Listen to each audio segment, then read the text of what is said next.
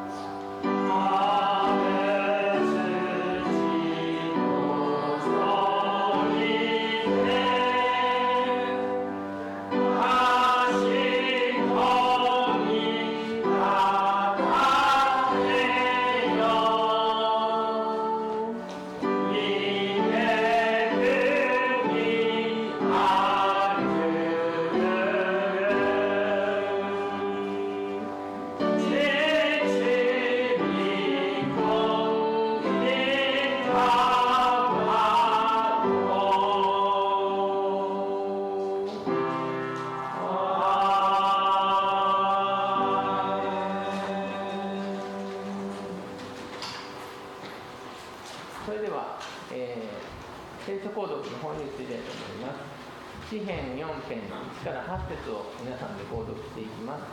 私の方で1節、3節、皆さんの方で2節、4節と購読していきます。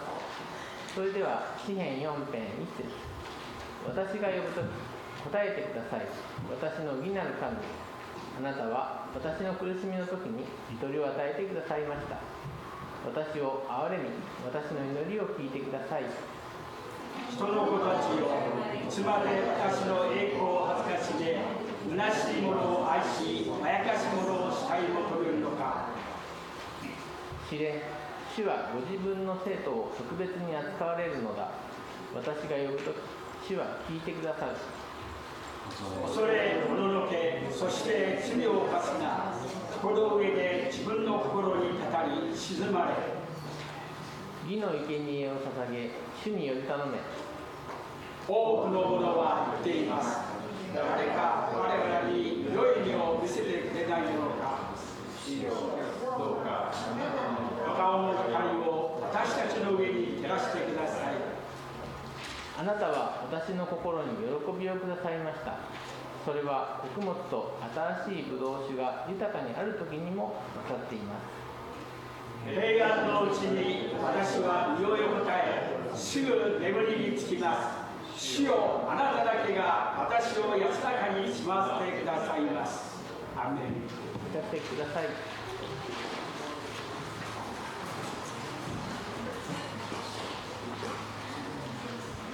それでは引き続き聖歌を賛美していきます。聖歌の484番、たたえよ主、救い主イエス。聖歌の484番です。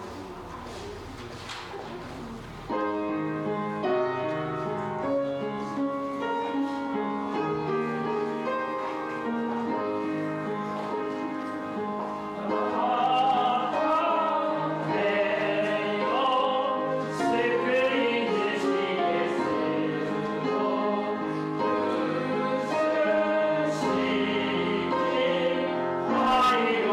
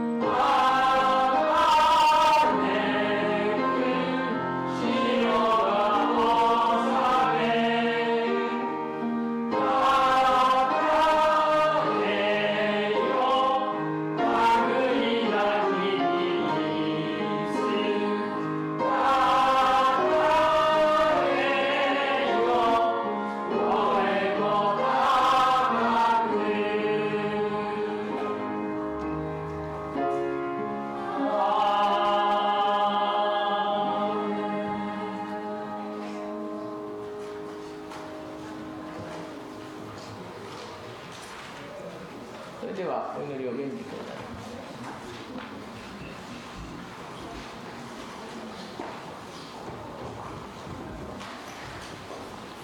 Good morning po, tayo sa opening prayer. Let's pray. Ama naming Diyos na sa langit, Panginoon, salamat o God sa oras na ito, Panginoon. Salamat sa panibagong buhay, panibagong araw, Panginoon, panibagong linggo, Panginoon, na ibinigay mo sa bawat isa sa amin. Salamat, Panginoon, sa mga puso na narito, Panginoon, na ibinigay mo, Panginoon, ang pagkakataong ito upang kami magsama-sama, upang magpuri at magpasalamat sa iyo, Panginoon. Salamat, O God, sa bawat isa na narito, Panginoon. Dalangin namin na samahan mo kami, Panginoon, sa oras na ito, Panginoon. Tunay nga po, Panginoon, na kaming lahat ay tagumpay na, Panginoon.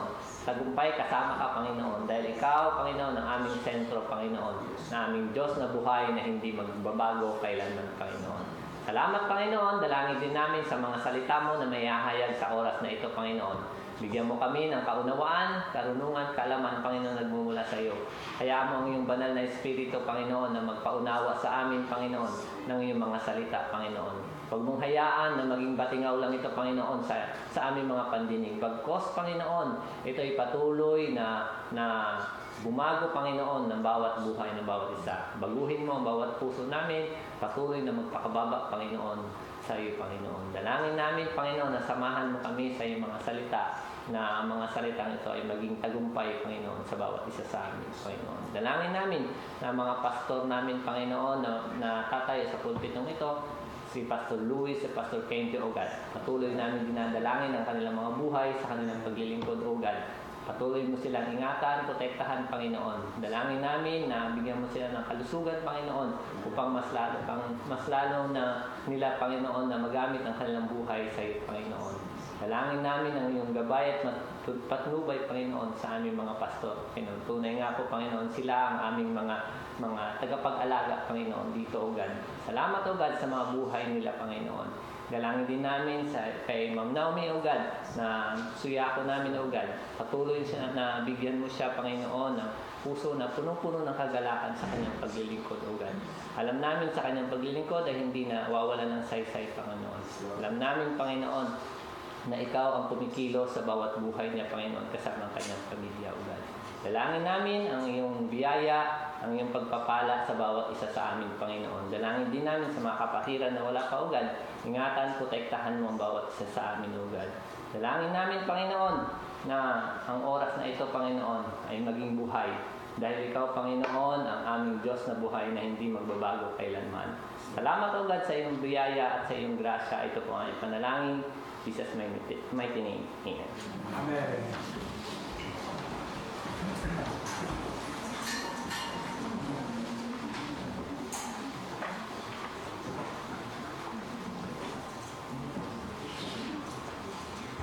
So れでは続き514番光のコーチにを賛美していきましょう。聖歌の514番です。「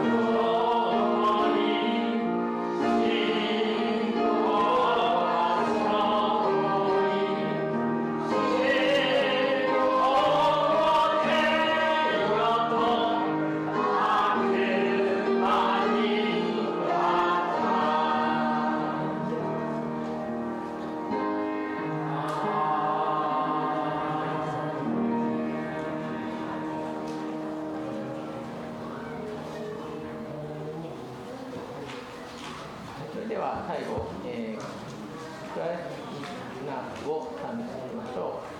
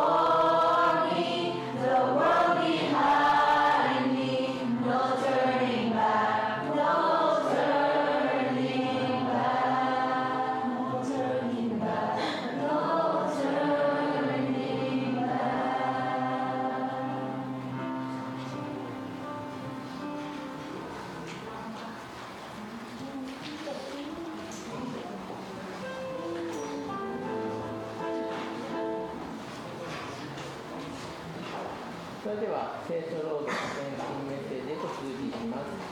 今日の聖書朗読は1と姉妹、献身をスナトブラザーズメッセージをロイ先生で、出エジプトの17章11から13節をやります。よろしくお願いします。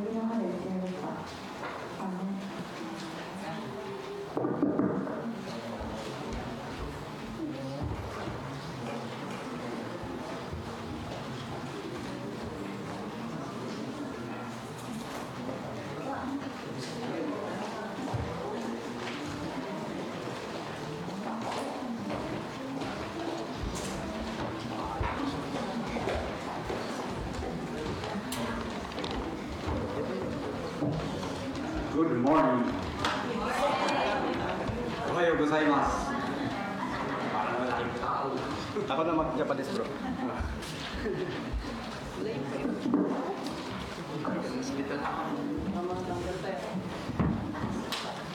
Amen. So, puri ng Panginoon dahil kakanta ulit kami sa inyong harapan, mga brothers. So, kakantahin po namin is In Christ Alone. 港の兄弟たちとまたこのように神様に賛美ができることを嬉しく思います。今日の歌の題名は In Christ Alone 神様だけに。 Amen. So, puri ng Panginoon dahil sabi nga sa Romans 3:10, di ba? Sabi niya, walang matuwid, wala kahit isa. Kung masano, walang nakakagawa sa nakakasunod doon sa law na binigay kay Moses. ローマ書の3章の10節には義人はいない、一人もいない。私たちの努力ではもう到底何もすることができないこの罪に対してこのモーセの律法は誰も結局全うすることができないと書いてあります。 Amen. So, pero puri ng Panginoon dahil yun nga, yung amazing grace ng Panginoon, sabi niya sa Romans chapter 5 verse 1, sabi niya, Therefore, being justified by faith, you have peace in God through our Lord Jesus Christ. そしてローマ書の5章の一節ではちょっと概要になりますけれども、神様とつながることによってあなたはこの神様の義を受け取ることができて、この神様の平安を受け取ることができますと書いてある通りです。 Amen. So, puri ng Panginoon dahil in Christ alone, we have found, we hope, in Christ alone, my hope is found. Kung masano, nandun yung hope natin sa kay Kristo, nandun yung maranasan natin yung strength, power na nanggagaling kay Christ. そしてどこでを探しても見つけることのできないこのhope、この望みですね。望みはイエス様にある、イエス様だけにあるんだということによって我々はいつも強められています。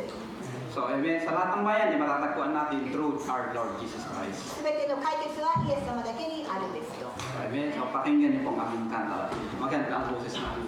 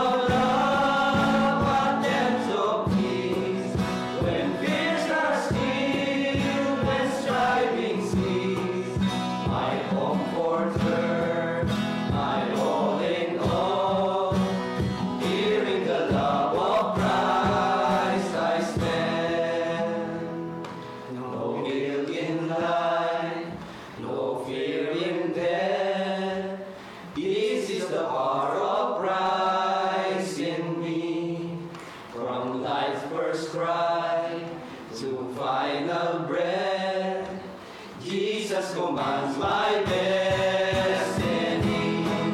No power of hell, no shame of man can ever cast me from his hand. Till he return, calls me home. Here in the power of Christ I stand. What heights of love, what depths of peace. When fears are still, when striving cease, my comforter, my all in all. Here in the love of Christ I stand. What heights of love, what depths of peace. When fears are still, when striving cease, my comforter, my all in all. Here in the love of Christ I stand. Here in the love of Christ I stand. Here in the love of Christ I stand. Here in the love of Christ I stand. Amen.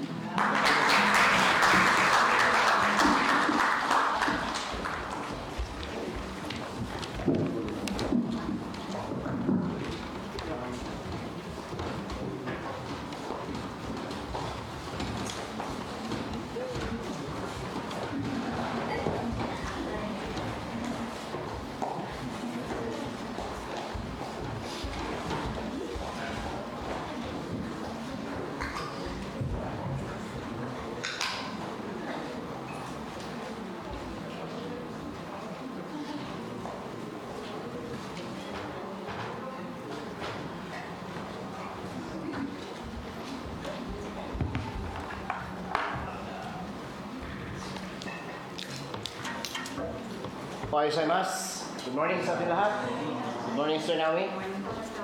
Okay, so purihin ang Panginoon at nandito tayo ngayon upang muling magbalik ng papuri pagsamba sa Diyos. また皆さんで神様にこの賛美っていうか礼拝を捧げるこの機会を心から感謝しています。 At isa sa pinakamagandang bagay na naranasan natin yung kabutihan lagi ng Diyos everyday sa buhay ng bawat isa sa atin. そして日曜日だけではなく日々の生活の中で皆さんが本当にこの神様の恵みが見えていると私は信じています。 Tayo muna manalangin sa Panginoon. まずは始める前に皆さんでお祈りをしたいと思います。 Panginoon na makapangyarihan sa lahat, 力のある天の神様、 sinasamba ka namin at pinupuri sa umagang ito. この朝神様の皆を褒めたたえます。 At kinikilala namin, Lord God, na kung kami hiwalay sa inyo, wala kami magagawa. そしてもう一度イエス様、神様なしでは私たちの人生が無意味で本当に無力であることを今日この朝認めています。 Magtagumpay kami dahil kasama namin kayo. 我々が成功するこの成功するという定義は神様と共にという条件付きです。 Kaya nagpapasalamat kami sapagkat 2,000 years ago, 2000年前に ipinarada mo na kami sa 神 tagumpay. 様がその勝利をイエス・キリストによって与えてくださったことを心からありがとうございます。 Kaya Lord, yung mga bagay na aming naranasan, だからこの人生の中でいろんなことを経験しますが、 hindi para lumaban kami manalo, kundi lumaban kami para ipagtanggol ang aming panalo. これは勝利がない勝負ではなく、すでにイエス様にあっても勝利していることを確信して進めることができています。 Hindi kami challenger, kundi defender. チャレンジャーではなく我々は勝利者としてこの勝負を進みいくだけです。 Dahil ang totoong champion na nasa aming buhay na. 本当の勝利者、本当のチャンピオンは神様であって私たちの中にその方が住んでくださっていることを確信しています。 Pagpalaan nyo ang gawain nyo ngayong umaga. 今日この礼拝の上に神様が望んでください。 Gamitin nyo lahat ang mga lingkod nyo sa oras na ito. 神様に用いられているすべてのこの働き人を神様が豊かに祝福して用いてください。 Gamitin nyo rin kami, Mr. Naomi, sa umagang ito. ここにいる二人から神様の栄光のためだけに用いてください。 Itago mo kami, Lord God, sa iyong likuran. 神様の後ろに隠してください。 Na hindi yung aming na sarili ang aming makikita, 自分たちではなくて神様だけが、イエス様だけが kundi mangimbabaw ang iyong biyaya. イエス様の光だけが皆さんの上に輝くようにさせてください。 So nandito kami, Lord God, sa umagang ito, ここにイエス様の目の前にいますが、 by your grace. イエス様の恵みによってただここにいただき Sa iyo ang papuri pasalamat. すべての栄光は神様のも Sa の pangalan ni です。 Jesus. イエス・キリストの名前によって Amen and amen. お祈りいたします。アーメン。 Okay, so yung ating pag-usapan ngayong umaga, 今日のテーマなんですが、 yung tema ko natin pag-usapan, God will fight your battle. 神様がこの戦いを戦って叩き抜いてくださいますと。 So, ilaban ng Diyos yung ating mga laban. 叩き抜いてくださるのは神様がしてくださるんですと。 Every day, mayroon tayong digmaan nangyayari sa ating buhay, physical, spiritual, and ano bang bagay. 日々の生活の中で私たちは時間の戦い、事務の戦い、自分のいろんなこととの戦い、いろんな葛藤がありますが、 Pero nagpapasalamat tayo sa Diyos でも dahil sa bawat laban ng buhay natin, ang God ang nakipaglaban para sa laban natin. 日々の生活の中で日々の癖の中で神様が私のために叩いてくださるんだ、叩いてくださるんだということを私たちは確信できるからこそそこに進めていけるんです。 At yung ating pong tema o yung ating pong Bible verse na pag-usapan ay matagpuan natin in the book of Exodus chapter 17 verses 11 to 13. 出エジプト記の17章の11から13節です。 Ito yung time na papunta na sila o ng Israel doon sa lupang ipinangako ng Diyos kanila at nilabas na sila ng God mula sa Ehipto na inalipin sila good for 40 years. 40年間もエジプトの中で閉じ込められて拘束されていたイスラエル人がようやく約束の地に向かう途中の話です。 At masasabi natin na yung mga Israelites dito ay wala silang karanasan pagdating sa aktual na digmaan o labanan. そしてこのイスラエル人というのはエジプトから逃げ出すんですけれども、しかし彼らにはこの戦うっていう知識もなかったし経験も全くなかった状態です。 Kaya hindi nila in-expect yung isang mga maraming bagay dahil nilabas sila ng Diyos sa Ehipto at pagdating nila sa ilang ang daming challenges, ang daming battle na dapat nilang harapin sa buhay. そしてやっとエジプトから逃げられるんですけれども、その中ではいろんなものが立ちはだかるんですね。 Kung baka iniisip nila doon for 40 years, hayaan na lang nila mamuhay bilang alipin sa bansang Ehipto. そのいろんな苦戦、いろんな立ちはだかるものがあって、時にはもうこのままエジプトにいた方が良かったんではないかとも思うことがあったみたいです。 Pero hindi ito yung plano ng Diyos. でも神様の御心はそれではなかった。 Dahil ang plano ng God, hindi tayo mananatiling slave. Ang gusto ng Diyos, maging malaya. そしてでも神様は私たちと同じようにいつまでも奴隷ではない本当の自由を神様は与えてくださる。これが神様の目的なんです。 So dumating sa panahon na habang sila naglalakbay, ang unang nilang dumating dito na sa chapter 17 ay hinarang sila ng mga Amalekites. アマレケ人が彼らの道に立ちはだかる。これが17章です。 Ito yung mga Amalekites na ito ay masasabi natin na para silang mga, ano ba yung mga tao ito? Mga tulisan. でここではやはりそのような部族みたいな、その部っていうか軍人みたいなその性質を持ったアマレク人ですが、 Kaya nung sinabi ng God kay Moses na alisin siya sa Ehipto papuntang lupang pangako, alam niyo isang salita na binitawan ni Moses. At alam niyo kung ano salita? Lord, hindi kami aalis hanggat hindi niyo kami sinasamahan. そしてモーセもこの神様が新しい約束の地へ神様が向かうように指示をした時でもモーセは答えるんですね。神様、あなたが一緒に来てくれなければ私はここを動きません。 Dahil alam ni Moses na hindi sila magiging successful, hindi sila magiging victorious without God. モーセは確信していたんですね。神様と共にいなければ私たちはどんな戦いも勝つことができないということを。 Church, 皆さん、 hindi din tayo magiging successful Hindi tayo magtatagumpay sa mundong ito without Jesus. 皆さんも同じですね。神様抜きでは本当にこの戦いには勝つことができないんですね。 Kagabi ang pinag-usapan namin, Amazing Grace. 昨夜の聖書勉強会では驚くべき恵みについて学びました。 Hayaan na natin, babalik na lang tayo dito para hindi maubos yung oras natin. でも私メッセージが長すぎるので少し気をつけながらまた戻りますけど本題に。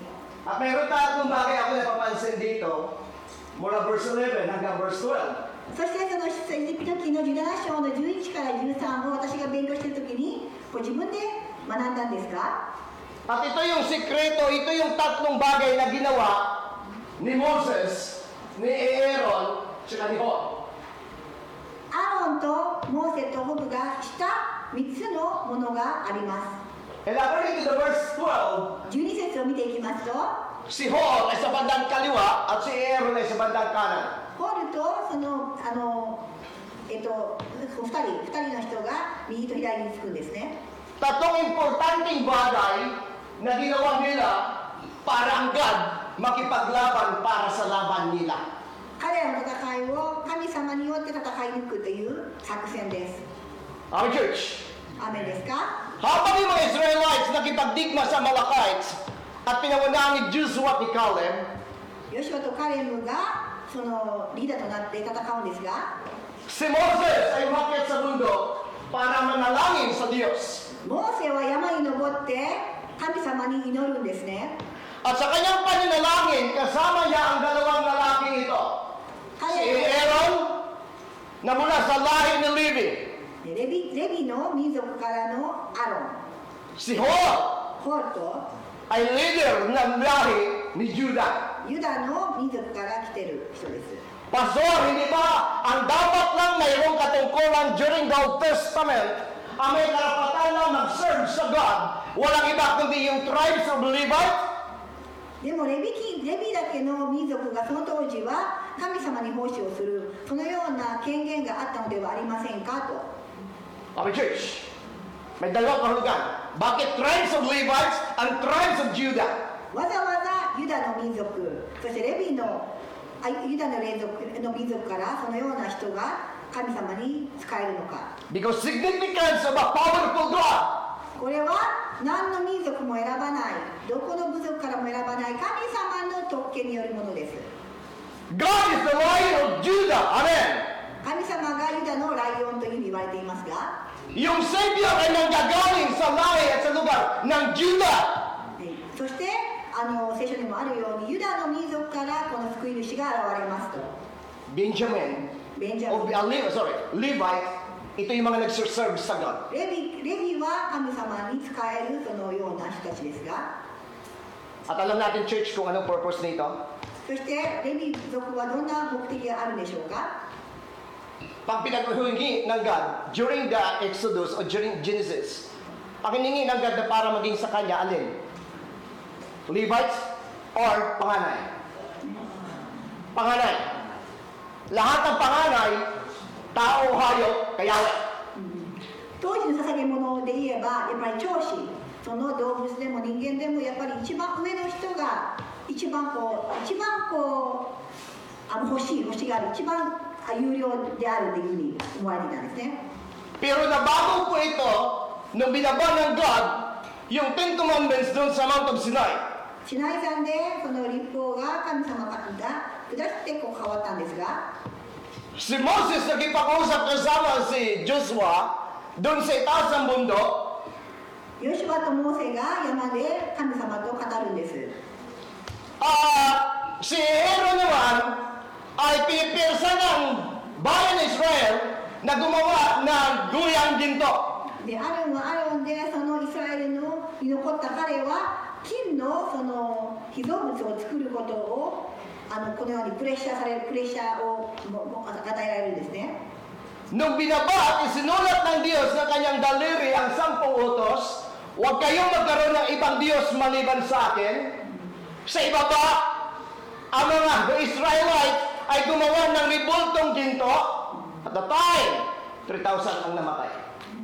その古い、旧約聖書を見ていきますと、その時には、立法があって私以外の神様に拝んではいけないっていう書いてある中で、その本当にその習慣、その同じ時間の中で地上では、その山の下の方では人々がこの金の神様を拝むような金のものを作っていた。それが同時に行われていたんですね。 Lahat ng lahat ng tribo ni Israel, yung 11 tribes of Israel, sumamba sa revolta. そして12部族のうち11の部族がこの被造物を拝むんです。 Maliban sa lahi at tribo ni Levi. でレビ族以外は11はその被造物を拝んでしまうんです。 Kaya nabago yung isip ng God, nabago yung damdamin ng God, na yung hindi na pangalan yung gusto niya, kundi tribes of Levi.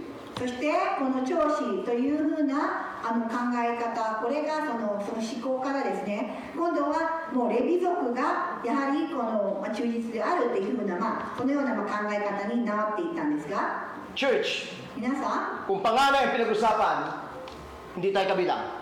まず長子という考え方、もし神様が長子だけを選んで選任していて選定しているのであれば、我々はその中に含まれていません。 Amen.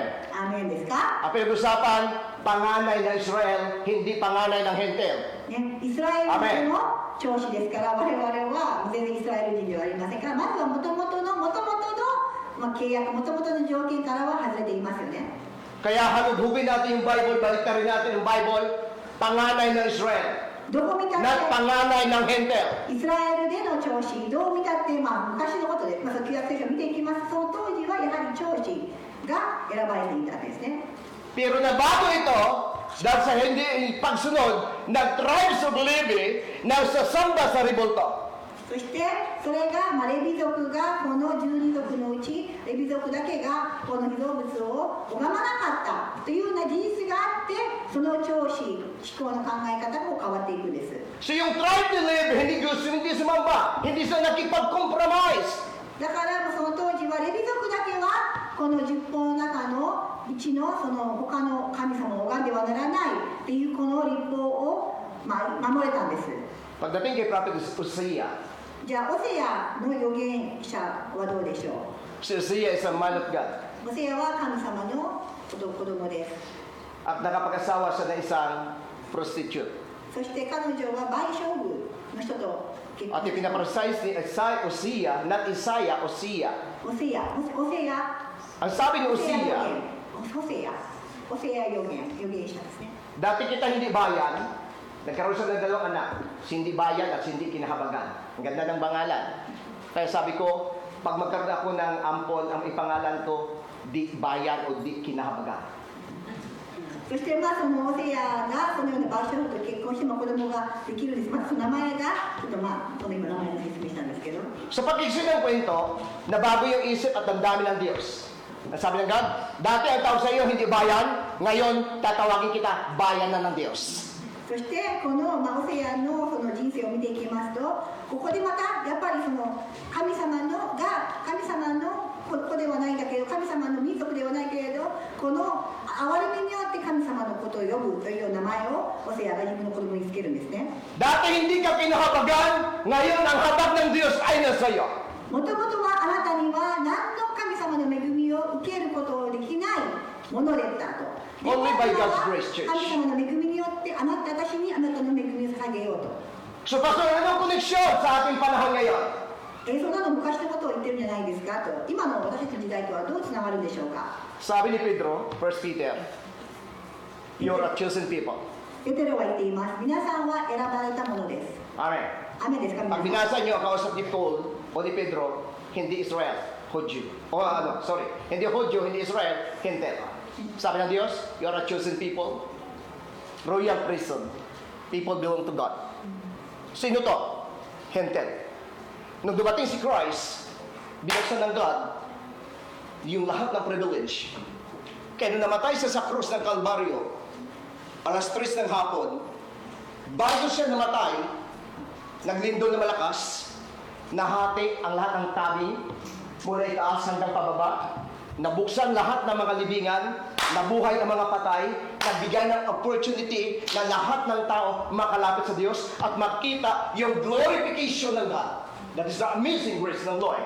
そしてこの本当に旧約聖書のことを読んでいきますと、本当に選ばれし人、特権のある人、もともとは条件付き、もともとはこれだけだったという選定されていた人たちから、でもやっぱり全うすることができない。そこでイエス・キリストを父神様が送ってくださって、イエス・キリストを通して、彼の死を通して、全ての壁を、全ての本当にこの隔たりをイエス・キリストによって、神様がそれを壊していくんですね。Pwede nyo i-search sa Bible o sa Google yung ginagawa nila noon ng mga tawag nito tent na ginagawa ng mga Israel during that time. Nagagawa sila ng isang lugar na kung saan doon sila maghandog sa Diyos. At lahat doon naka-specific mention kung saan Holy of Holies, Holy Place, ito yung lugar na pinaglalagyan. So nandun sa tabernacle. でググってもいいですけれども、もともとのイスラエル人のやっぱりこの捧げ物、昔の、風習というか昔の宗教的な行いとして、あなた方が捧げ物をするときはこれぐらいのところで、こういう場所で、これぐらいの大きさで、これをっていう結構かなり詳細なスペックがあって、その仕様があって書かれているんですね、捧げ物をする場所というのが。 At tingnan niyo ho yung kaibahan. During the Old Testament, yung tabernacle ay nakabalot ito at hindi pwede makita ang loob nito. タベルナクルっていう場所によって捧げ物をするんですけども、覆いかぶさっていて何も見えない状態です。 At ang pwede na makapasok dito, walang iba kundi mga saserdote. そして本当に長老だけがそこに入ることができると。 Pero sa isang area na tinatawag nila dako ng kabanal-banalan, ang pwede lang pumasok doon yung dakilang saserdote. そしてその祭司の中でも入れるのは祭司なんですけれども、その場所の一番奥のところは最も偉い祭司しか入れないと。 At hindi siya basta makapasok sa una, pero yung Holy of Holies na tinatawag, sarado ito, hindi ito pwede mapasok ni naman. Okay? Ngayon, ang dakilang saserdote pag pumapasok doon, isang bisis sa isang taon, kailangan siya maglagay ng tali sa paa. 聖なるその場所であるタベナクルっていうところなんですけれども、年に1回長である祭司がそこに入っていくんですけど、その時には足首を鎖でつなげる必要があったんですね。 At kailangan niya maglagay ng pampaingay sa kanyang kamay o paa. 手とか足にその音が鳴るものをつける必要があったんです。 At pagpasok niya sa dakong kabanal-banalang area ito, dahil nababalot ito at nakatago ito ang loob, dahil nandun yung presence ng God, hahawakan ng saserdote sa labas yung tali. Pag may response na ingay, buhay. 聖なる場所に入ることができるその長だけが入って、なんかこう鳴らすみたいで、鳴らしたらまだ生きてると分かるように、反応できるように音をわざわざ鳴らすような方法だったんですね。 Kapag hinila at hindi na nag-ingay, hindi na response, ibig sabihin patay. そしてこれで蝶が入っていって、それを聖なる場所で誰も入ることができないところにこの後ろ外にいる人がこう鳴らすと、反応がないと思ったらもう死んだと分かるんですね。 Kapag patay na, hihilain nila ang tali palabas dahil hindi pwede hawakan ang patay, dahil kapag ang taong patay na hawakan, ang taong humawak sa patay ay ituring na marumi, at kapag nandoon sa banal na lugar, mamamatay sila parehas. で昔のその風習では、この死んだ祭司を誰も触ることができないために、もう反応がなくの引っ張って触らないまま、それを処理をするんですけれども、だからそのような実際のしきたり慣習っていうのが実際にあったわけですね。 Pero ang buti ng Diyos, でもそれと比較すると我々はどうでしょうか。神様が素晴らしいんですね。 ang Israel, hindi makalapit doon sa tabernacle. Kailangan nila may lugar o may layo, distansya, na hindi nila makita na malapitan at hindi siya pwedeng lumapit sapagkat maaaring ikakamatay nila. その元々のその実際の形でいうと、やっぱり旧約聖書見ていきますと、聖なる場所の聖なる方だけがそこにできて、そこに入れて、誰もイスラエル人がいくらこの神様と触れ合いたい、神様とっていうのは全くできない、もうそのようなガチガチの、しきたりがあって、そうすることができなかった、でもイスラエル人として選ばれた人、そういう時代だったんですね。Mga church, na binigay ng God ang kautusan, ang God nagbigay din ng hangganan doon sa mga Mount of Sinai na walang pwedeng makalapit dito, hanggang dito lang sila. そしてやはりこの神様っていうのはもともとやっぱり神様であって、意図高い方におられる中で、こうちょっとずつ人間がこうできない全うしていく中で、神様はある意味こうレベルを下げるというか、自分もこうどんどん下に下げるというか、今度は10回を人間に与えるんですけれども、そこでもやっぱりここまでの場所だ、ここだけしか入れないという場所があるんですね。 Pero nung dumating ang Messiah, ang Savior, ito yung ginawa ng Diyos. そう制限付き、条件付きという神様がいらっしゃる、みんな分かっている中でもそこには制限があって条件があって、でも全てその条件を全うして壊したのがイエス・キリスト、メシア、私たちの救い主なんですね。 Kaya walang tao karapat-dapat sa Diyos from the Old Testament kung hindi dumating ang Messiah at hindi namatay ang Messiah sa cross. だからこの実際に旧約聖書のやっぱり考え方から今でも変わりません。聖なる方は聖なる方、神様は神様で、神様は永遠に変わらない意図高きところにおられる。しかし人間には誰一人それに匹敵する人はいない。それ法律を全うすることができない。でもイエス・キリストだけが唯一の道を作ってくださったんです。 First, nung si Christ namatay, winasak niya yung pader na namagitan sa Diyos at sa tao. まずだからこの我々がこの崇めるイエス・キリストだけが私たち人間と神様をつなげるこのガチガチの分厚い壁を人間の力でいろいろ力をとしてもそれはできなくて全うできなくて、イエス・キリストだけによってその壁が壊れるんですね。 So dahil wasak na ito, noon ang tao hindi pwede makalapit sa Diyos, pero pagdating sa New Testament, ito sabi ng Diyos, come. そして本当にもう全く逆の逆っていうかもう対比もがあるんですけれども、今ではイエス・キリストは自ら来てください。 Yung kortina na bumabalot sa lugar ng kabadal-badalan, pinunit ng God para makita mo directly yung glory ng God. 覚えてください。旧約聖書の昔のイスラエル人は聖なる場所にどんなに行きたくても、どんなに崇めたくても、そこには入ることもできない。もう少しも見ることも許されなかった中では、全てイエス・キリストがそれらを壊してくださったんですね。 Church, without Jesus, nothing. だから私は言ってるんですね、皆さん。神様のこの偉大な恵み、偉大なこの祝福、このイエス・キリストだけが全ての壁を壊した。だから私はこう皆さんに伝えてるんです。 Si Kristo ang hangganan ng kautusan. イエス・キリストによって全ての立法も全ての法律も全てのいろんなこの自然の原理も全てイエス・キリストが壊すことができるんですね。 The first attempt ng God para ang tao magiging kaluwalhati at kalugod-lugod sa Diyos, ibinigay niya yung kautusan, pero lahat sablay. 先ほども言っていますが、もともとはこういうあるべき姿の中で義人はない、全うできない。だから今度は10回を与えるんですね。 Yung pangalawang paraan ng Diyos, ibinigay niya si Jesus Christ. Amen. Minsan at magpakailanman. At sa kamatayan ni Kristo, pinunit niya yung tabing, winasak niya yung harang, at lahat tayo, Hudyo at Hintel, ay makalapit sa Diyos by the Lord Jesus Christ. そしてそのいろんな条件付きの制限付きのこのガチガチの神様に近づきたいけど近づけなかった。でも我々も法律立法があって、立法をやりたくてもできなくてもどうしようもないどうすることもできないこの弱き私たちのためにイエス・キリストは全てを全うしてくださって、イエス・キリストによって私たちを自由を与えたかったのがイエス・キリストなんですね。 At alam niyo ba kung bakit tayo nagkaroon ng karapatan?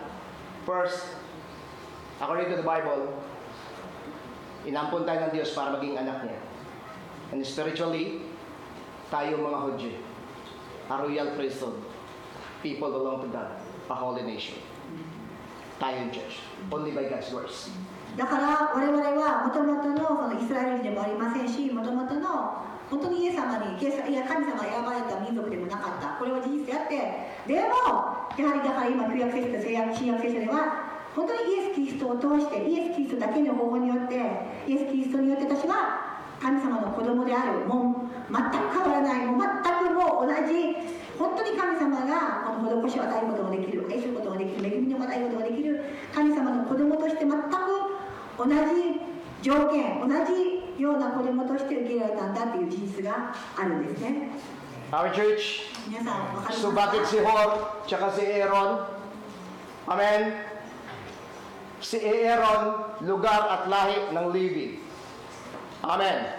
だからアロンっていうのはレビ記の民族ですね。 Si Hor ay mula sa lahi ni Judah. これはユダヤ族の出身です。 So, balik tayo para nagkaroon tayo ng background bakit dalawa. At ang umaga yung ating pag-uusapan ngayong umaga. ちょっと前置きが長くなりましたが、だからそういう意味では選ばれた、もともと選ばれたわけではないと。恵みによって本当にこの違う民族があえて用いられるということをここで表現したかったんですね。 Yung verse 11, yung ginamit yan at nilagyan natin ng tanda, yung si Moses ay nakataas o itinaas ang kanyang kamay. Okay? Tandaan natin, hindi si Moses ang nagtaas. Dahil maghapon ang labanan na ito. At ang labanan na ito ay hindi bibig. Hindi social media. Ang labanan dito ay physical. So kailangan nilang si Moses umakyat doon. Ngayon ang labanan niya yun sa mundo, social media, di ba? Bibig. Itong labanan dito. Pero sa kanila, actual. Talagang kailangan bihasa ka sa larangan ng digmaan.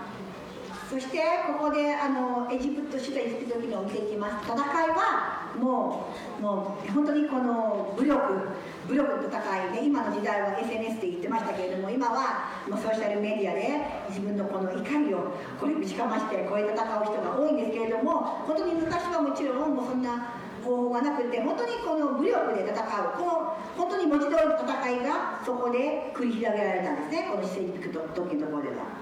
Okay, Emi Church. So, tingnan nyo yung tatlo. Nakataas yung kamay. Okay? And then, mayroon siyang dalawang kaibigan. Yung partner niya na siyang hawak para manatiling nakataas ang kamay. Tama? At ang tao ito ay si Hor at saka si Aaron. そして戦いになります。戦わないといけないんです。でもここで10節読んでいきますと、アマレクと戦ったと。モーセとアロンとフルは丘の頂に登ったと書いてありますよね、10節では。 At dahil sa maghapon na labanan, maaaring nakatayo na si Moses, bit-bit ng dalawa, dahil sa tuwing bababa yung kamay, natatalo. Tama? Verse 11. Pero kapag nakataas ito, nananalo. So ano, may magic? No. May tatlong bagay silang ginawa. Yung pagtaas ng kamay, yung pag-assist ng dalawa, yung pagkatlo, kumuha sila ng bato kasi nakataas, pero na nanginginig na siya. Try nyo maghapon nakatayo. そしてここで非常に象徴的なのが、皆さんにも読んでもらいたいのが10節では、ヨシュアはモーセが言った通りにしてアマレクと戦った。モーセとアロンとフルは丘の上に頂を登った。モーセが手を挙げている時はイスラエルが優勢になり、手を下ろしている時はアマレクが優勢になった。しかしモーセの手が重くなった。彼らは石を取り、それをモーセの足元に置いたので、モーセはその上に腰掛けたと書いてあります。 At sa time na ito si Moses, matanda na. ここでモーセはもう年老いている Amen, church. 状態ですよ。モーセはもう Matanda na si Moses. Pero pilit siya ni Aaron, tsaka ni Hor na itaas. 本当にその時のモーセはもうある意味その高齢者であるんですけれども、横で両側からアロンとフルが彼を支えるんですね、ここの場所は。 Maghapon siyang nakatayo. Kailangan niya mag-assist sa kanya. Tayo, 2 oras lang nakaupo. Reklamo pa tayo. ね、モーセ Tagal ni は Pastor. Paulit-ulit si pastor. 2 hours na yun. Si Moses, matanda na. Pilit niya itayo. According to the Bible, sabi dito, halos hirap na siya. Nanginginig na yung katawan niya. Pero mo nakataas na dahil may hawak lang sa katawan. Pero nagagano na siya.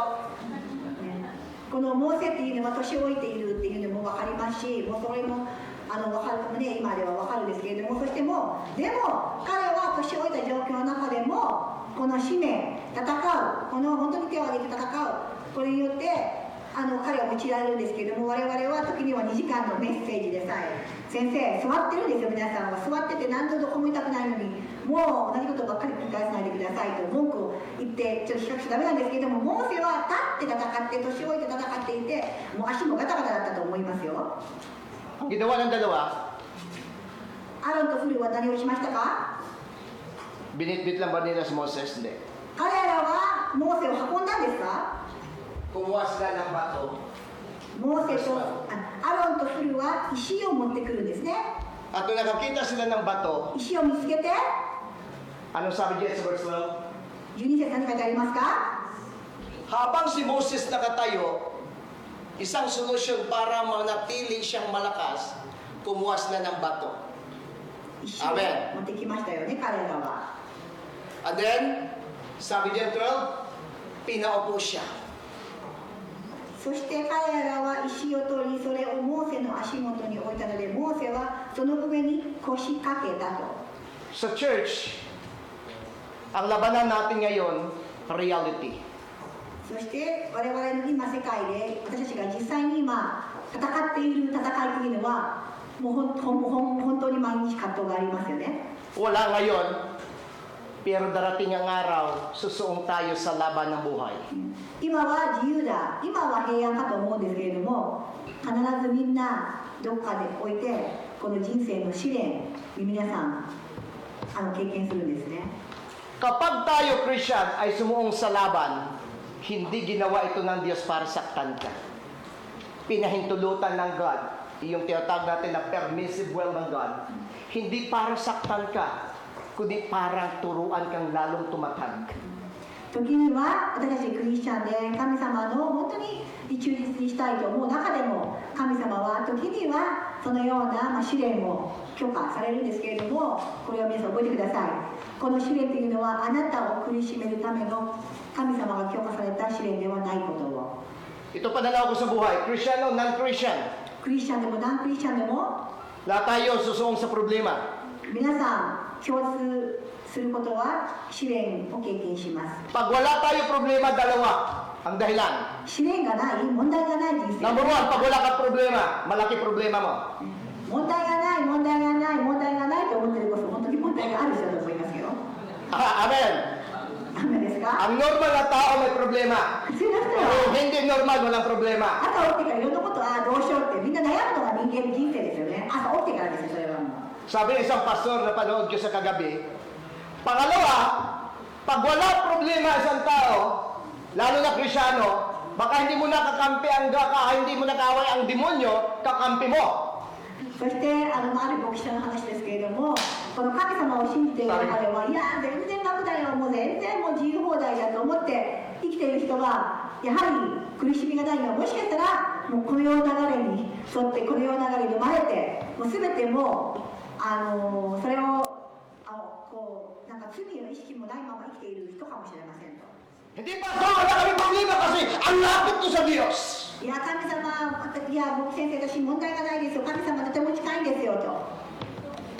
Mas malapit ka pa ba kay Job? ヨブの経験されたことを覚えていますか？ Si Job, pinagmalaki pa ni Yahweh. ヨブは本当に正しい人 Wala で siyang katulad. 書いてありますよね、聖書には。 彼は正しい人だと書いてありますよね、聖書にはヨブは。 Atapang tao, hindi atak mo. ね、すごく本当だ正しい人であると書いてありますよね。 Pero isang araw pumunta si Satan at ang sabi niya, Yahweh, sabi ni Nangga kay si Satanas, nakita mo ba yung anak ko si Job? Wala siyang katulad. 正しいヨブに対してサタンが狙うんですね。正しい人を狙う。このサタンが正しい人を選ん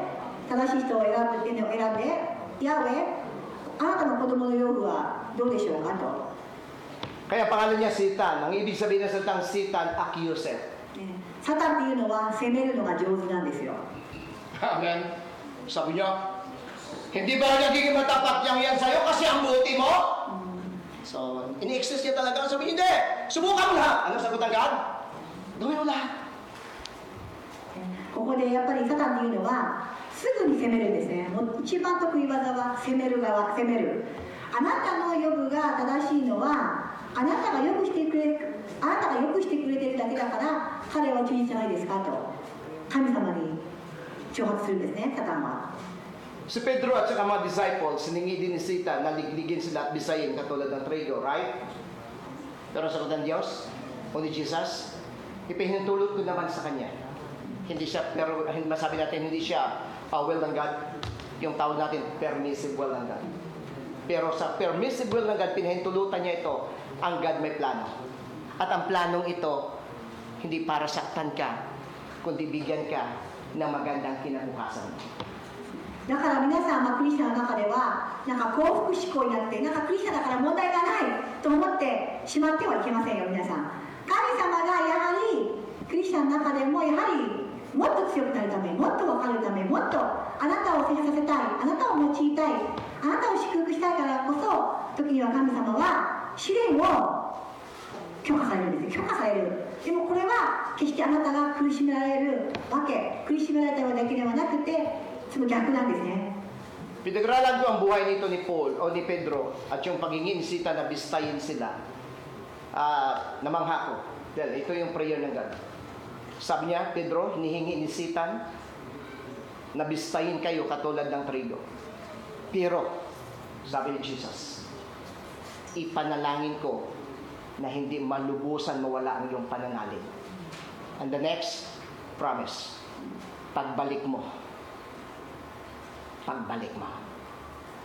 papalakasin mo ang iyong mga kapatid.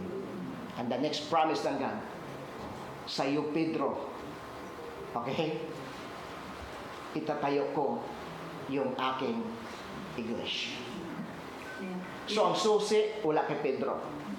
Si Pedro, that time, kasama niya si God, pero wala siyang tunay na relation sa God. Sabi ko kasi yung kagabi, si Pedro, nabago ng buhay niya, Acts chapter 2, nung tinanggap niya ang Holy Spirit.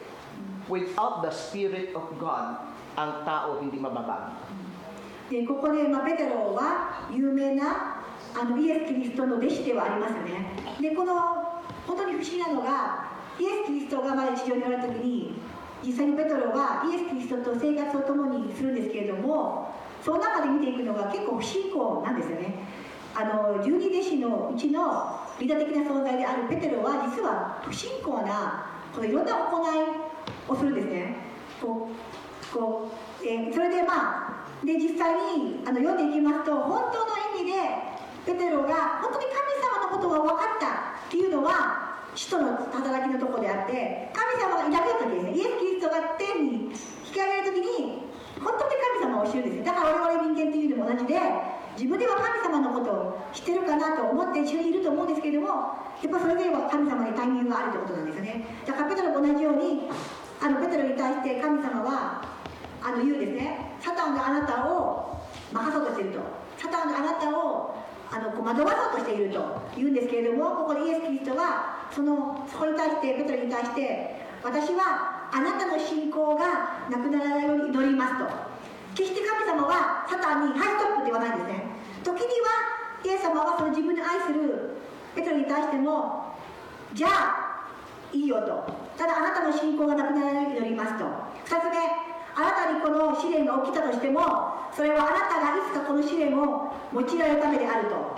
その3つ目、この試練を通してあなたにこの医師となってこの教会の家となってもらいたい。この3つの目的を神様が全うするために、時にはここにペテロに対しても試練を許可されたっていうのを私は勉強してて非常に学んで恵まれたんですね。Amen. So balik na tayo, tama na yung introduction. イントロですけれどもね、まだイントロですと。Okay. So verse 11, basahin natin. じゃあ皆さんまた11節いいですか。出エジプト記の17の11節。Gino ba tayo? いいですか、始まりますよ、今からが。 Okay, verse 11. いいですか、もう読んでください。モーセが手を挙げているときはイスラエルが優勢になり、手を下ろしているときはアマレクが優勢になった。敵ですよね、アマレクがね。 Kapag nakataas ang kamay ni Moses, nananalo ang mga Israelita. Kapag nakababa, nananalo naman ang mga Amalekita. Yun yung senaryo. So ngayon tingnan nyo. Ilang kamay ang nakataas? ここでは手がいくつ上がってるんですか？腕がいくつ上がってますか？ Ilan? いくつですか？4つ？ Bakit apat? なんで4つの腕ですか？腕は3つ？何？腕がいくつ上がってるのですか？ Nakaba kayo sa isip nyo sa graduate sa atin eh. Kasi dalawa plus yung dalawa nakataas. そうだね。 Apat. こうモーセが手を上げさせて、2人の手がこう支えてるから4つという答えですか？ Okay? So tingnan natin yung muna pagtaas ng kamay. Kasi ito yung si Jose. Habang si Joshua nakipaglaban, taas na ng kamay. Kaya nga sabi ko, ito yung panalo na walang laban.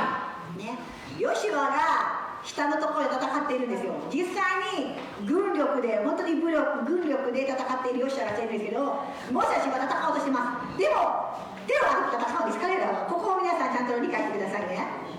Kaya yung title natin ngayong umaga, だから今 God 日 will は fight your battle, church. だから皆さんが時々戦おうって本当にこう目に見える形で戦おうという時が私たちは一般的かもしれませんが、今日は Fight God will fight for you、 神様があなたのために戦ってくださるんだよっていうタイトルですね。 Habang nakipaglaban, alam ni Moses na walang karanasan at walang kakayanan ng Israelites na lumaban sa mga tulisan. さっきも話をしましたが、エジプトから逃れてかと思ったら、このように戦いがあるんですね。その捕まれようとして戦いが全く経験のないイスラエル人が急に戦わざるを得なかった状態ですよ。 Amen, church. Tingnan nyo. Para manalo, kailangan lang nakalin. そしてモーセは戦おうとするんですけども、どうして Nakataas 手を挙げて戦うんですよ、モーセは。 yung kamay ni Moses. モーセが手を挙げて戦おうとしていくんですね。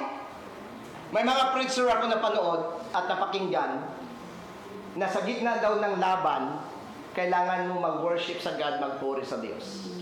ある牧師の話だったんですけれども、戦いがある時こそ皆さんは神に栄光を与えて戦おうという人がいます。 Ito naman sa aking pananaw. これは私の考え方ですけれども、 Sa gitna ng laban, ang pag-worship sa God at pagpuri sa Diyos, pwede ko magsamba sa Diyos pwede ko mag-worship sa Kanya na isang kamay ang nakataas. Pero alam niyo ba anong significance ng dalawa? Surrender. Kung gusto mo manalo sa laban ng problema mo, surrender mo sa Diyos yan. Hindi mo kaya. そしてそのね、今よくねよくあるのが、皆さんここで手を挙げたり、ね、賛美をしたり、このようにいろんな礼拝の中で手を挙げて礼拝する人もいるんですけれども、時には、片手で礼拝をしてこう歌ったりとかいろいろと祈りをする時もいますよね。これはそれで全然素晴らしいんですよ、問題ないんですけど、ただ私個人的な見解ですけれども、この両手を挙げるっていうのは、降参なんですよね。ある意味もう戦えないです、私苦しいです、もう神様あなたにこう戦いを全てお委ねしますという降参の意味で、両手っていうのが、自分にとっては象徴的なんですね。 Habang pinag-aralan ko ito, ginamit ko yung aking power. Nagpanggap ako at nagawa ko ng invisible. Sabi ko, ako kaya si Moses. Naglalaban-laban kayo, tapos ako kumakanta lang sa samba ko. Church, ito yung nakita ko sa God.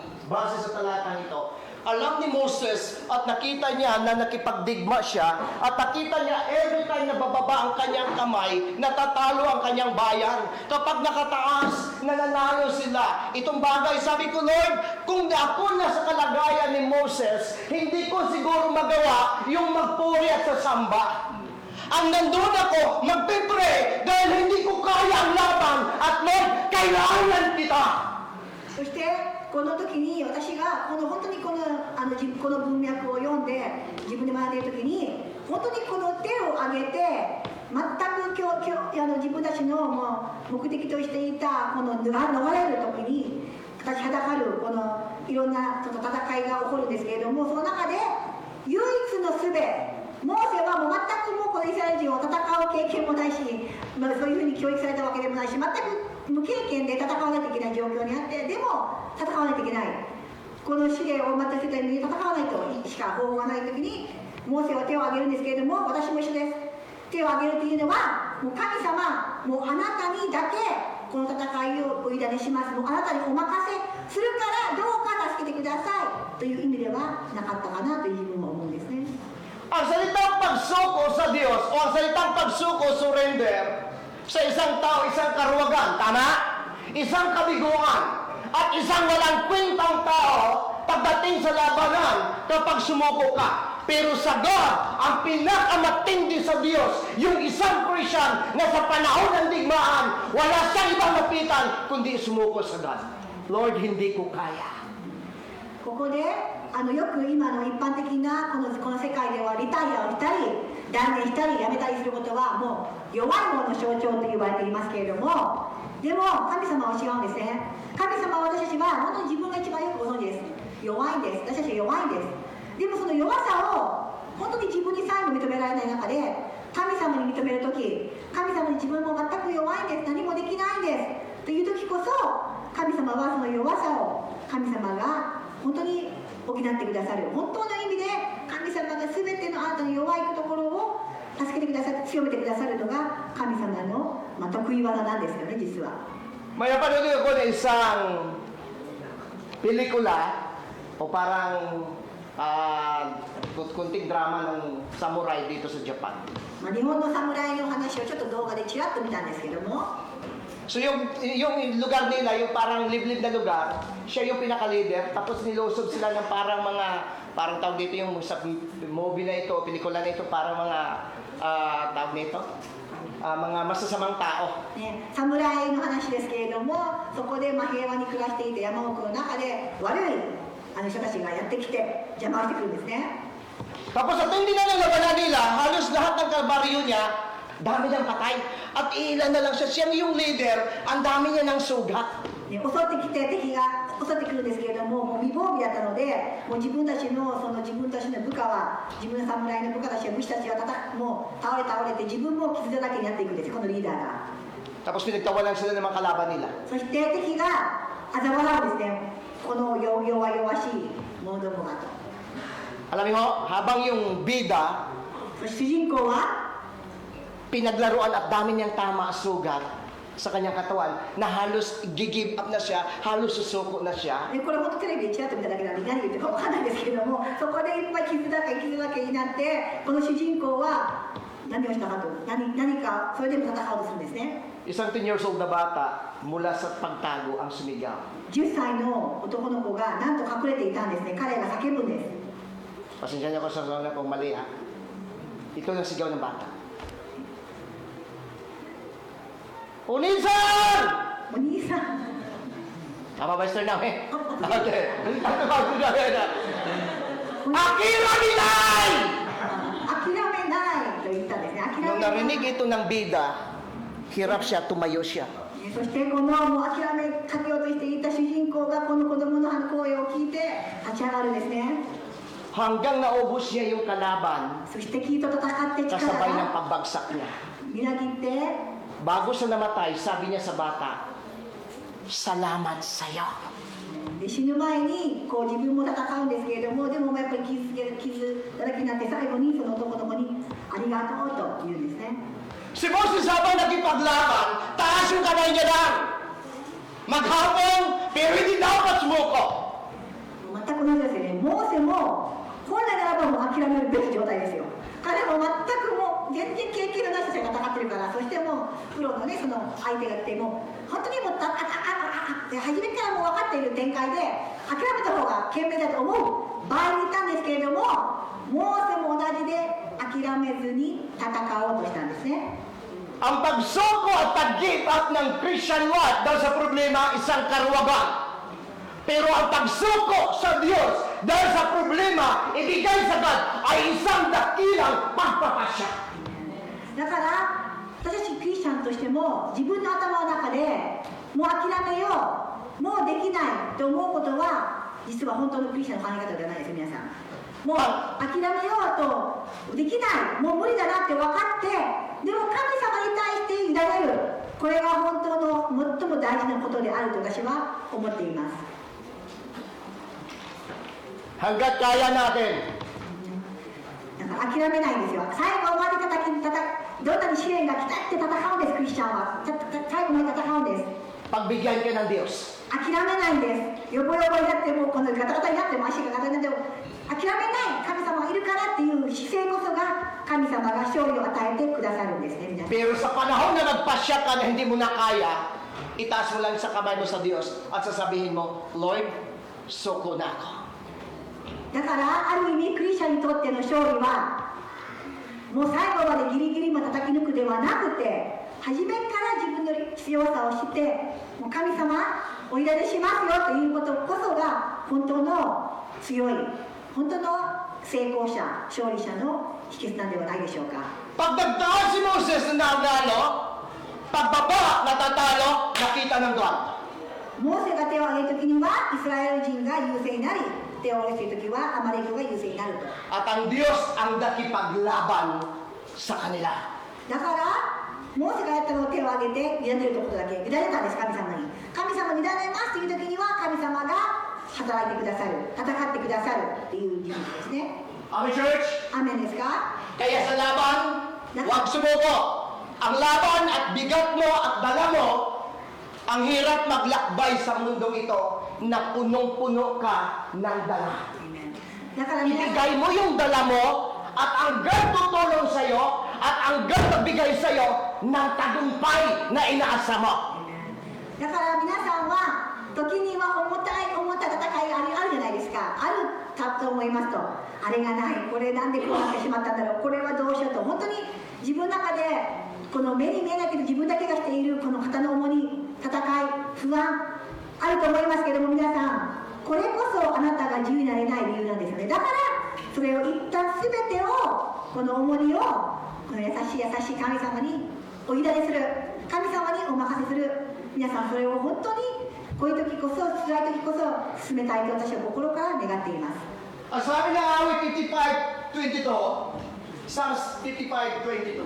詩篇の55の22、皆さん聖書がある方は開いてください。詩篇の Ibigay mo sa Panginoon ang iyong alalahanin. 詩篇の At 55 susuportahan ka niya at mahayag at magyanig ang matutuwid. Ibig sabihin, yung mga alalahanin, ibigay mo na sa kanya. At ang sabi niya, tutulungan ka niya eh. At hindi niya hayaan na yung matuwid, matubwal, o maibwal, o babagsak. Promise ng God. Ano mang challenges sa buhay, ano man yung battle sa buhay, suko mo sa God. Bigay mo sa God. At ang God ang re-rescue sa'yo. だからここに書いてある、読み上げますね。詩篇の55の22には、あなたの重荷を主に委ねよう。主はあなたのことを心配してくださる。主は決して正しいものが揺るがされるようにはなさらないという約束がありますから、皆さんが辛い時こそ、もうどうしようもない時こそ、決して弱さではなくて、神様に委ねすることが神様の望みなんですね。神様があなたのことを心配をしてくださって、こう聖書が言ってくださってるんですね。 So, bilisan ko na ng konti sa 25 na. ちょっと時間があるので早く。 Pangalawa, sa laban sa buhay, kailangan i-surrender mo lang sa God yung dala mo, laban mo. Hindi mo kaya yung church. だから戦いではなんかこう強がってね、皆さん強がって私強いから頭いいからできるからっていうことは一番の弱さかもしれませんね。皆さん何もできないんですよ、神様抜きでは。 Sabi ng banal na kasulatan, si Yahweh ang kumukup-kup sa wala ng pag-asa. もう希望がない人にとっての希望が神様なんですよ、本当に。 Number 2, kailangan niya ng dalawang partner sa buhay. そして今日はここで学びたいのが、モーセは確かに神様が選ばれた人だけれども、彼には2人の助け人が必要だったこと。 Sa problema, hindi mo kaya mag-isa. 問題の時は1人では結構辛いです。 Kailangan mo ng kapartner na makipaglaban para sa iyo. あなたと一緒に戦うパートナーが必要なんですね。 Kailangan mo ng Aaron at Hor sa laban mo. ね、この人生の戦い、あなたにはアロンとフルのような人が必要なんです。 Amen, church. アーメンでしょうか？ At ito yung Aaron at ang Hor, hindi sila ni-request ni Moses para tulungan. Voluntary sila nandoon para i-assess si Moses. アーロンとフルはモーセから呼ばれてきなさいではないですね。アーロンとフルが自らモーセを助けたいと自分たちでボランティアっていうかそのように進めたんですね。 Every time na makita ni Aaron at ni Hor bumabagsak, ang trabaho ng dalawa ay i-assess para itaas ito. このようにモーセは頑張って祈って手を挙げて戦ってお祈りするんですけども、よぼよぼで降りてしまうこの手をアーロンとフルが引き上げてくださってたんですよね、横で。 Apat na bagay nakita ko sa katangian ng dalawang ito at ginawa ng dalawa, si Hor at si Aaron. アーロンとフルによって私は4つのことを学びました。 First, まずは naintindihan nila yung laban ni Moses. モーセがどんなことをしているのか、この人の真意が、この意図が彼らにも明快だったんですね。 Number two, 2つ目、 nandun sila para i-assess si Moses. そんなモーセの目的を果たしたいために彼らは手助けをしたかったんですね。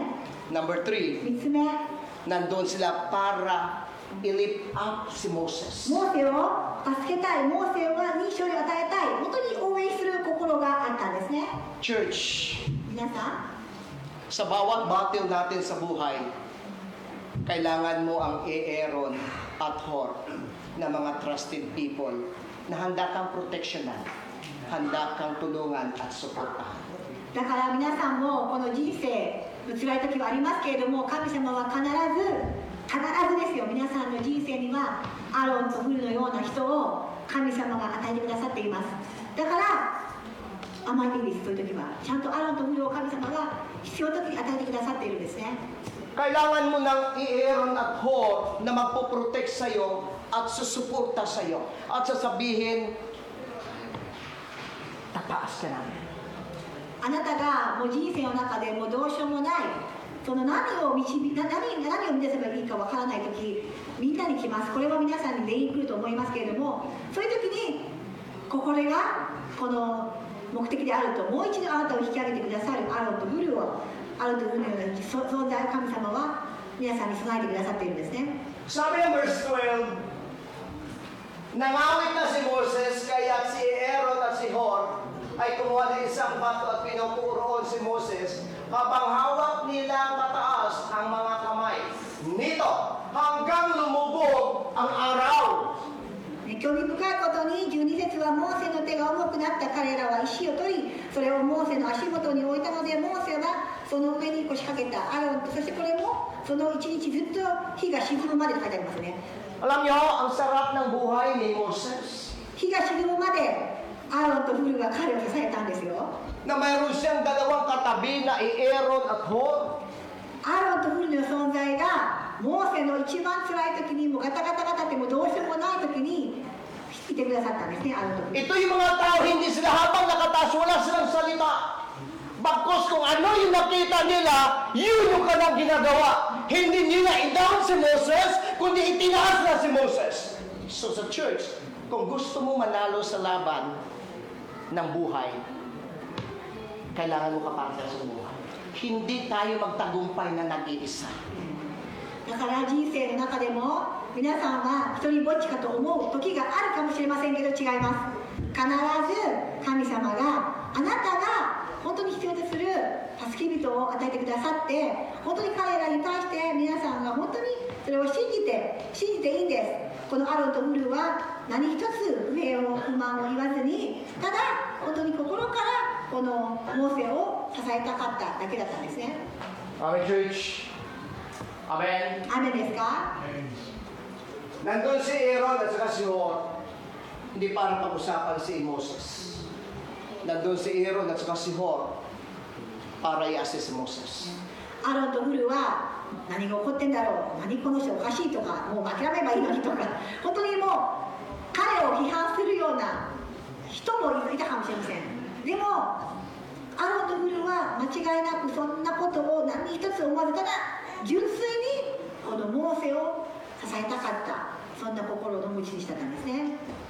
Brother Church, だから皆さん、sabi ng Matthew, sabi ni Jesus Christ, Matthew 18:20, マタイの18の20では、 kung saan nagkatipon ang 2 o 3 sa aking pangalan, ay naroon ako sa gitna nila. Amen, Church. Nakita nyo? Habang si Moses sa gitna, si Aaron at si Hur itinataas. Ang sabi ng Bible, sabi ni Jesus, o 2 man o 3 na nakikipag-isa, nag-fellowship o lumalapit sa akin, kasama ninyo ako. Kaya ang ating title, God will fight your battle. Bakit? Anumang dalawa kayo at mayroon kang taong sinusumbungan mo ng problema mo at lalapit kayo sa Diyos pareho, ang God ang makipaglaban sa laban mo.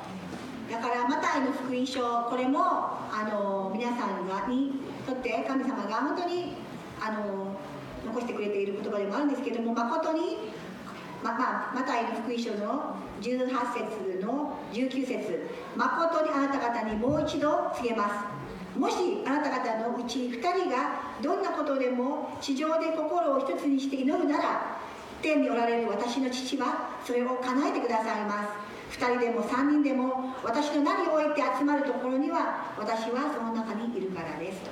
Okay, so hindi ko na lang basahin kasi wala na oras. Yung sasabi ng mga ngaral, chapter 4. Okay? Mas mainam ang dalawa kaysa nag-iisa. Kasi kapag bumagsak ang isa, may aalalay sa kanya. Church, si Aaron, si Hur, nandoon para i-assist si Moses. Every time na bumagsak siya, nandoon yung dalawa, sumusuporta para itaas. Okay, church. Ngayon, promise ng God, 1 man o 2 man o 3 ang nagkaisa para sa panalangin ko o sa pangalan ko, nandun ako sa gitna nila. God will fight your battle, church. 神様素晴らしいのは、本当にあなたが戦っているこの試練っていうのは神様は全てご存知です。神様は全く全てをご存知である神様が、本当にあなたが辛い時にこの助け舟を与えてくださって、この約束通りあなたが本当にどんなことでも、あなた方が2人がどんなことでも地上にで心を一つにして祈るなら、天におられる私の父はそれを叶えてくださいますですね。だから神様が助けて叶えてくださるんですね。 Amen, church. 雨ですか？ Nung nakita ni Hur at ni Aaron na pagod na itong si Moses, kumuha sila ng bato. Alam niyo kung kanino nagre-represent ang bato? Kay Jesus. Amen? At ang sabi sa kanya, pinaupo siya. Alam niyo ibig sabihin? Sa laban mo sa buhay, kailangan mong subuko sa Diyos, isuko mo sa Diyos yung bigat na dala mo. Number 2, kailangan mo nang i-Aaron at Hur sa buhay mo na kailangan mo mapagsumbungan ang dala mo. Number 3, rest in God. O iupo mo sa Diyos. Huwag mo iupo sa tao. Iupo mo sa God.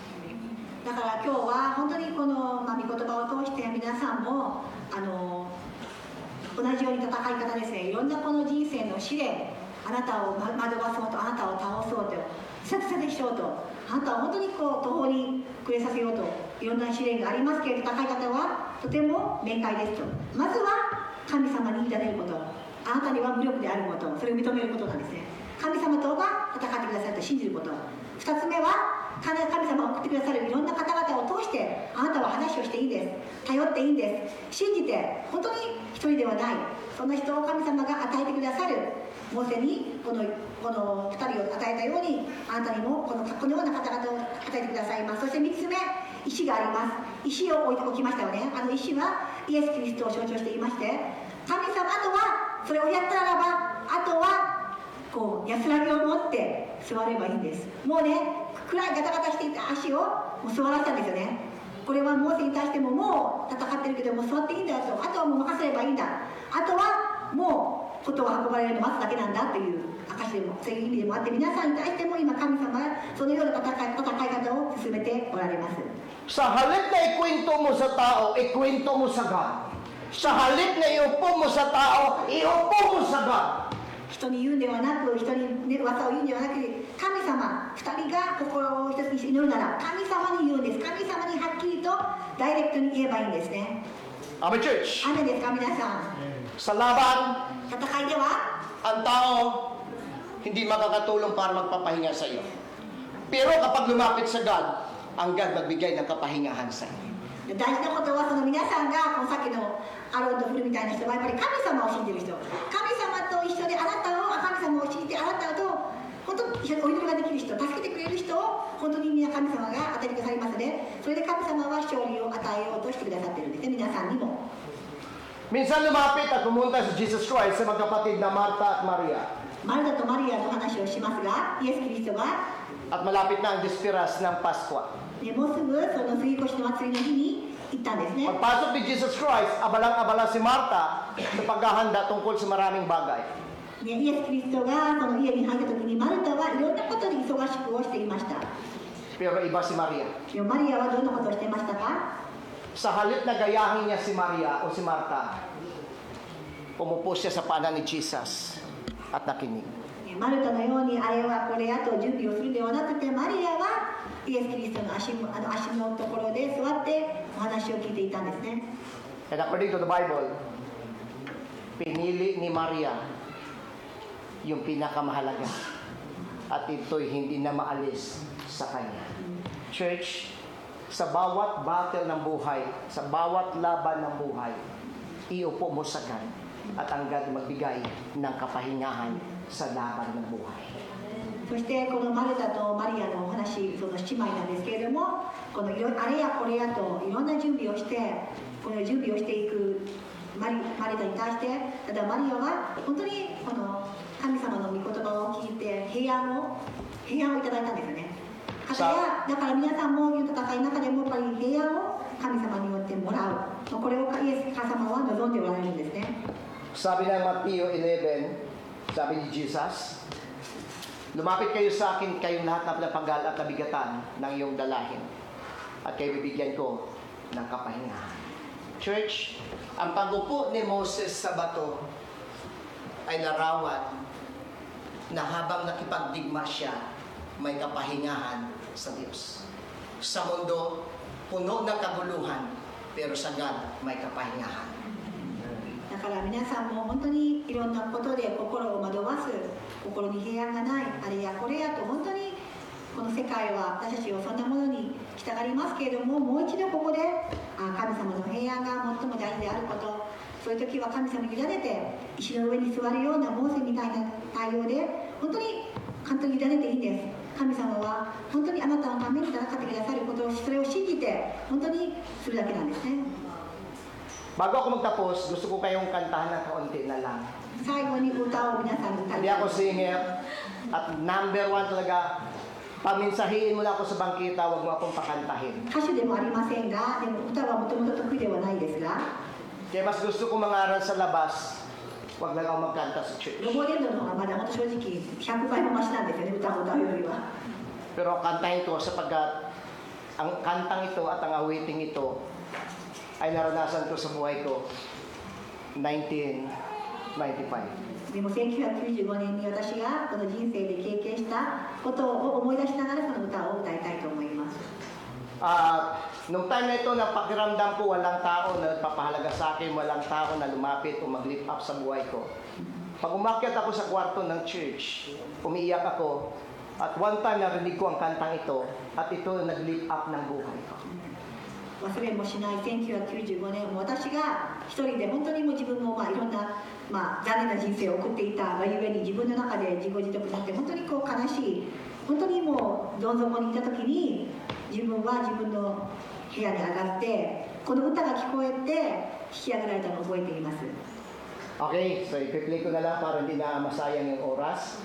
Pakinggan yung boses ko. Para maintindihan nyo yung lyrics ng kantang ito. いいですか、私の声をしっかりと聞いてくださいね。 Kasi pag hindi nyo ako pakinggan, hindi nyo maintindihan ang ganda ng kwento nito. 私の人生が変わったこの歌ですから、私が引き上げられた歌ですから、しっかりと聞いてください。 Hindi ko kakanta para ipahiya yung sarili ko. kakantahin ko ito dahil gusto ko pasalamatan ang Diyos ko. 今日は自分を引き上げるためでもなくて、自分の恥をさらしたいわけでもなくて、神様に栄光を返したい、ありがとうという意味で歌を捧げたいと思います。 At ang kanta ito yung God na nakipag-usap sa iyo. だから同じように皆さんにもこの歌を通して神様は本当にあなたを愛していることが分かりますように心から祈っています。 Hindi ko ito tapusin.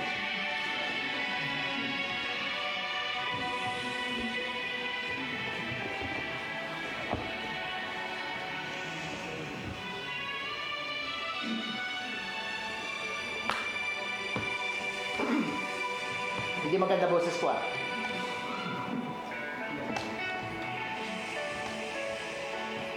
Nahiya yung anak ko.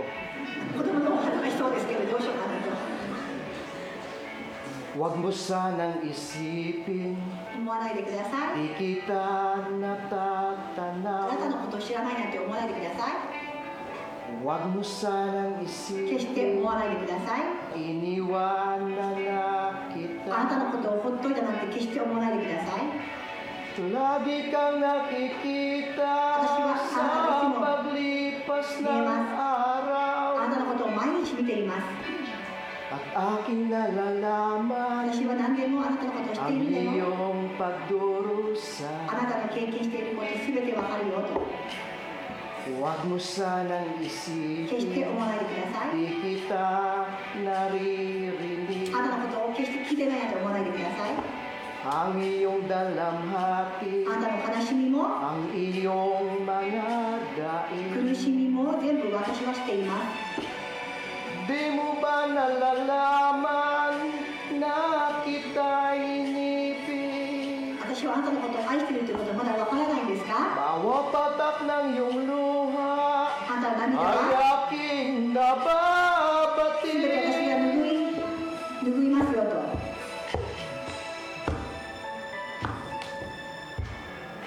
Sanang 決し isipin, て思わないでください。 nilimutan na あな kita たのことをなんで私が忘れることができるんでしょうか？ dahil lang yung あ pangalan なたの名前 sa は palag ko'y sinulat 私 na. の手のひらにも気づいてあり、刻みついてあります。 Kung ako'y kailangan, 私が必 kung 要であれば、 ako'y hinanap, 私を探せばあなたは私を見つけます。 tumawag ka't Dahil manalangin, 信じて、 at ako'y mangungusap. 私はいつでもあなたが呼べばいつでもいるから、 Huwag mo sanang 決して isipin, 思わないでください。 di kita pinapansin. あなたのことを無視しているなんて思わないでください。 Huwag mong kalilimutan 決して忘れないでほし ang い。 inalay ko 私 sa がどんだけ iyo. のことをあなたのためにしたか忘れないでください。 Kahit na ang aking buhay ay aking 私が inihain, 全てをあなたに下げれることができるほど私はあなたを愛しています。 tulad ng ginawa ko Kasi nga, sa cross para sa'yo. あなたで証明をしたはずです。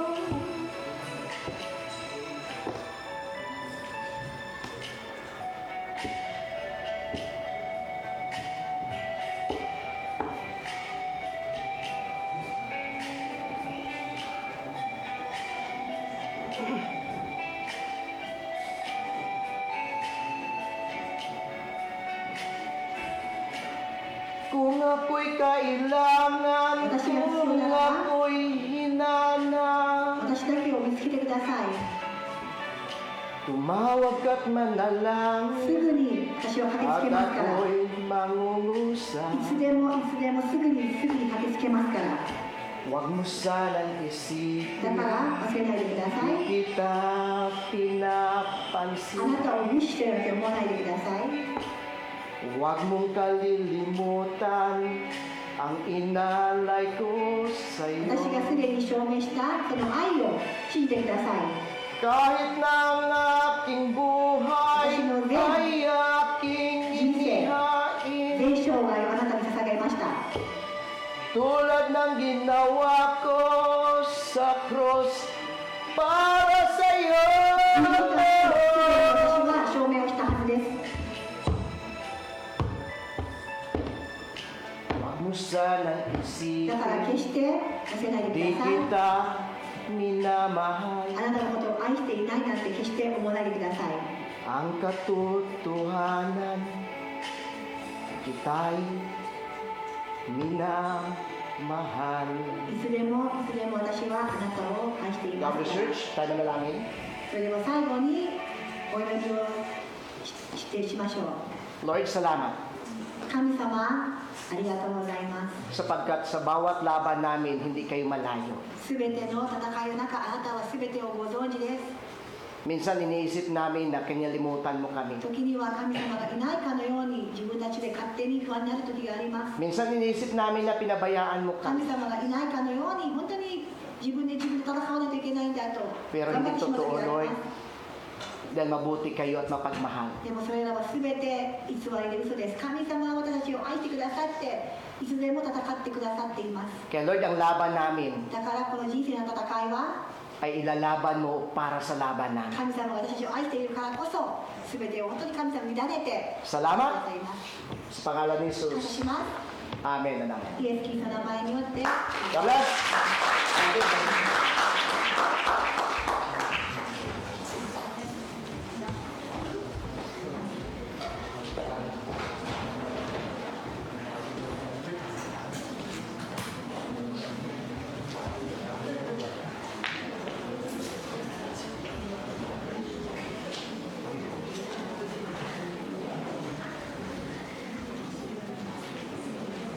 それではハレルヤマーチの曲に移りたいと思います。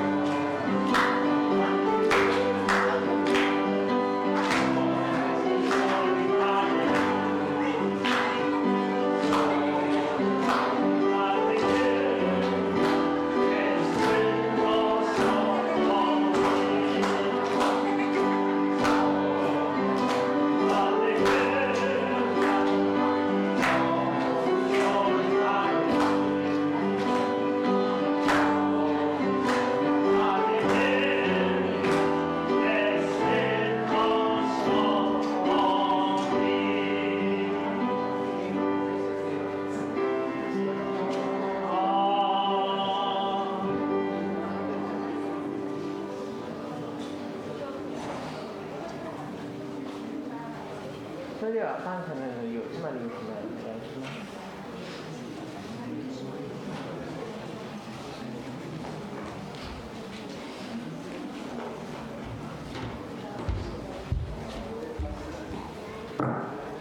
Mag-pray tayo.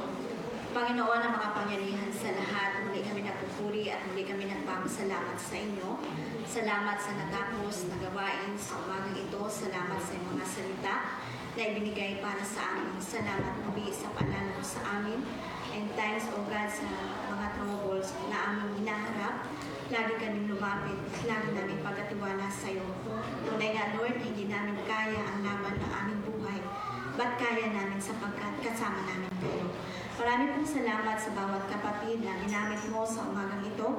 Patuloy mo silang gamitin, patuloy pagpapalain, patuloy pangunahan.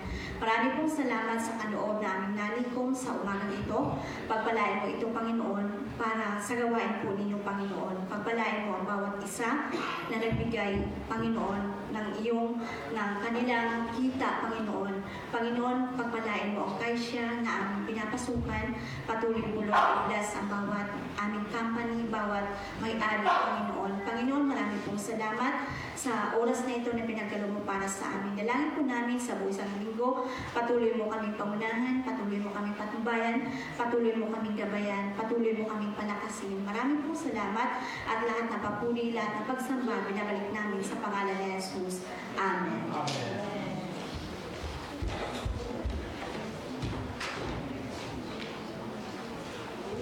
それではお聞きください。投影を賛美します。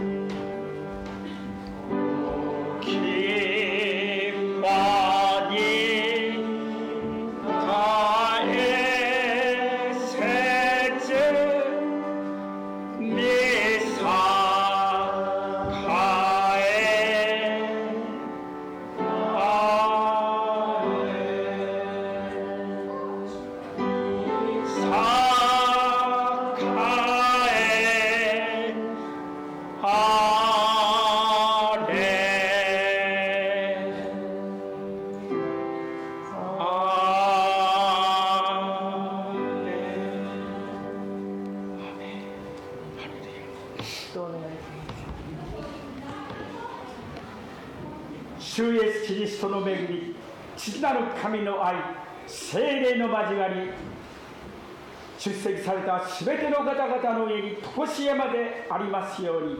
アーメン。